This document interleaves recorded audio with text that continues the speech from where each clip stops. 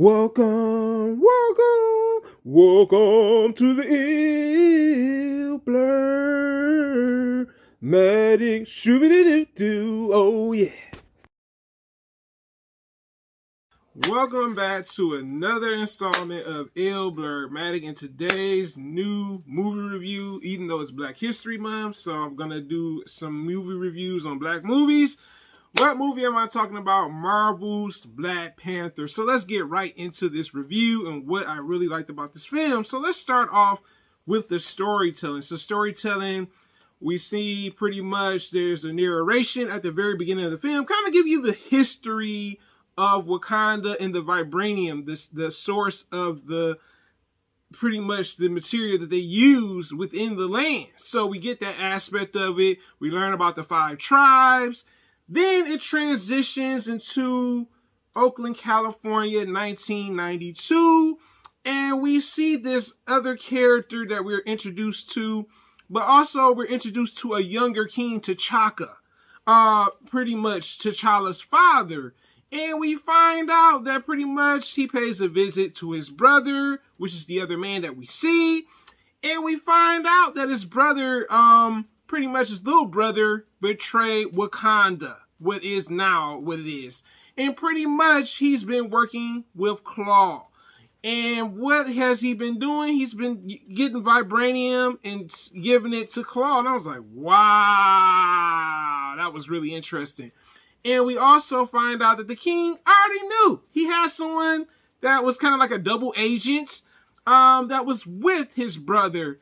And pretty much we see that his brother knows that he betrayed the kingdom, pretty much, Wakanda. And we see also his father in a different suit for Black Panther. So I did like that aspect of it. And now we see that this is now taking place after this situation to present time. And this takes place literally after Civil War. Because remember, King T'Chaka got killed in Civil War, Captain America Civil War. So I like that the story ties into the previous movie.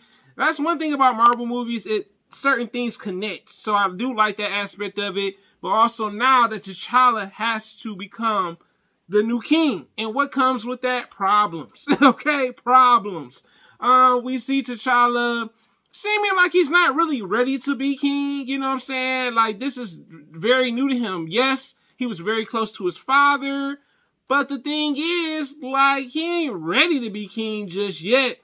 And what he has to do now is to go through this ceremony. This ceremony, pretty much, where the other 5 tribes are involved. What I did like about this really was that when the 5 tribes got together and they said, hey, yo, we're going to do a ceremony, Shuri, T'Challa's sister, was like, hey, I'll take my brother. I said, girl got balls. I said, she's gutsy with it. I like that about Shuri's character. Letitia Wright did a really good job playing her character like a typical brother-sister relationship. I thought that was really cool. I was like, oh, this is really neat. But who comes? Jabari, the Jabari tribe. I like their tribe. Their tribe is a little different from the tribes that T'Challa and the other people are, they didn't want any parts of facing T'Challa in combat. I really like the aspect of it. But Jabari, like, nah, bruh. Jabari came with the smoke, you know what I'm saying? Also known as M'Ba. He was like, nah, bruh, you got your father killed. You know what I'm saying? Like, what can you do for our nation? You know what I'm saying? And he really wasn't feeling. He was kind of like the first antagonist to T'Challa in the movie. So I did really like that aspect of it.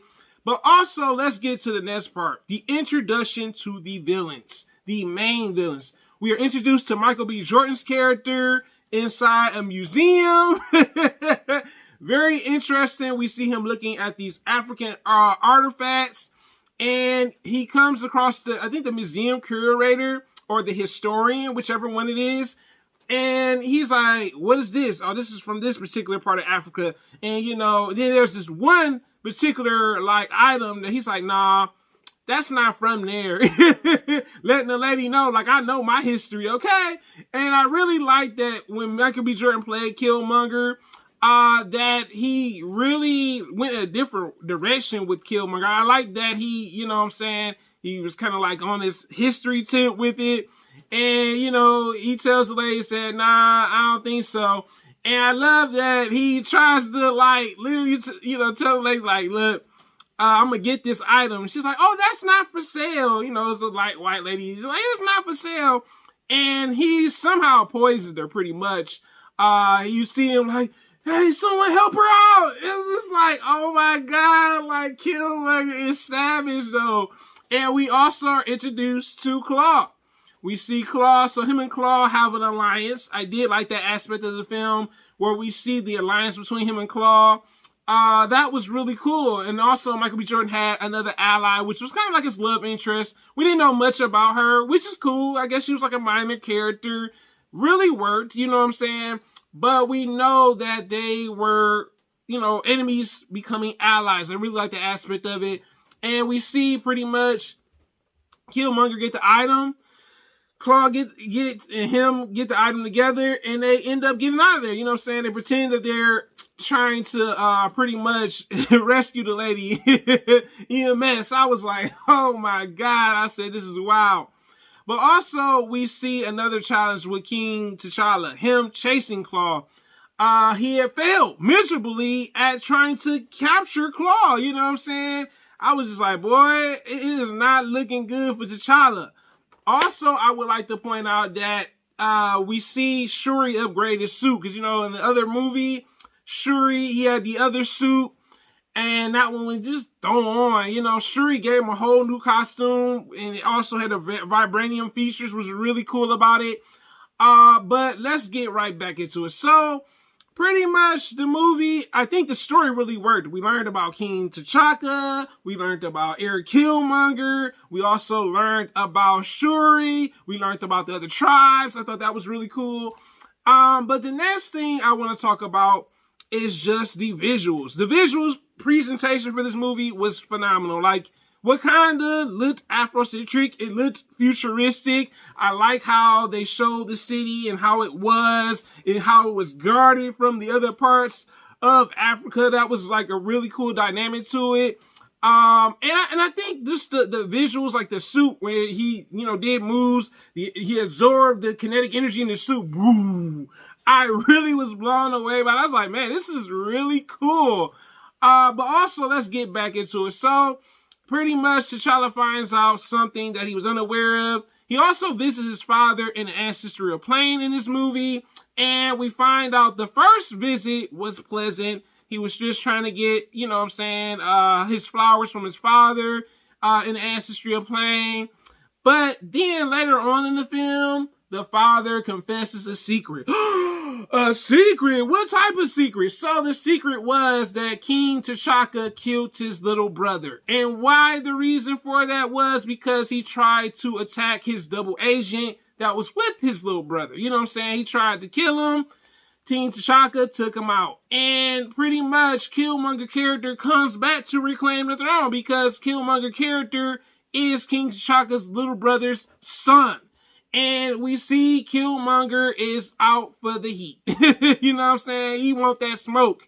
And literally, he's coming to Wakanda. And I love how he comes to Wakanda because you're thinking like he's just going to come to Wakanda just to take over.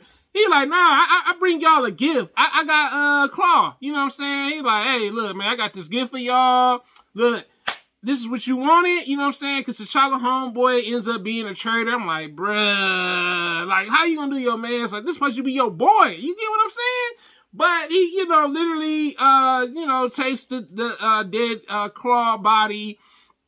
And, you know, he pretty much lets Killmonger come into Wakanda. So when he gets there, he's not welcomed. Okay? Like, literally, you know, they're like, who's this other person in here? And he's like, and I love when he comes in, he said, hey, look, y'all may not know who I am, but I am King T'Chaka's little brother's son. They're like, they're all shocked. And I really like that aspect of it because we learned that there's a family secret. So this is the reason why, you know. And literally, he wants the throne. He wants to face King T'Challa now for the throne, but this time around, King T'Challa is pretty much having problems. He, you know, With M'Baku, it was a challenge, but he wasn't like Killmonger. Killmonger is a tactician. He's been a general, and he pretty much not outstrength him, but he overcomes T'Challa, and T'Challa ends up pretty much being left for dead, pretty much. And what I like about this is now the king is defeated again. So we see that T'Challa's got problems. He's not this great king as he wants to be, like his father. That's why he went to the ancestral plane after the ceremony. But, you know, now he has to figure out his own identity as a king. You know what I'm saying? I mean, giving him his father praise for king, great, you know. But also we see Killmonger and the reason for what he's doing. To me, Killmonger reminded me more of like Malcolm X to some degrees. Like, hey, man, we got to help all our people out across the globe. You know what I'm saying? And King T'Challa was more like Martin Luther to some degree. He's like, nah, man, we ain't using no weapons. You know, we going to take care of our people here type of thing. So there are some differences between the two to some degree. You know what I'm saying? And I really enjoyed that about the film. Also, just the action and the jokes. I'm glad Childish Gambino did the jokes for the film. They worked. You know what I'm saying? It wasn't like super jokey, but it worked. I really like that aspect of it. Also, the ending. Let's talk about the ending. So the ending for this movie, I really liked. He defeated Killmonger eventually. Like I said, literally, the other tribes end up helping to stop pretty much not just Killmonger, but his friend that turned on him and stuff. And M'Baku shockingly comes through to save the day. So I did like that aspect of it. But I felt like the film had a decent ending. The ending worked as much as the beginning. The ending, we see T'Challa go back to Oakland, California, in the building where his uncle was killed by his father and purchasing land. So we see T'Challa get out of his father's ways of wanting not to help people across the globe that were black. And it was very interesting. I did like that they gave him some character development. Also, him just wanting Shuri to like be the starter of this whole program. So the movie ended off really well. I definitely got to give this movie, I'm going to give it A+. Decent story. Also the soundtrack, music score. The music score was phenomenal for this movie. And just the character building of Wakanda. We got a chance to learn about his sister, the other tribes, M'Baku, you know, all these different things. I really like that about the film.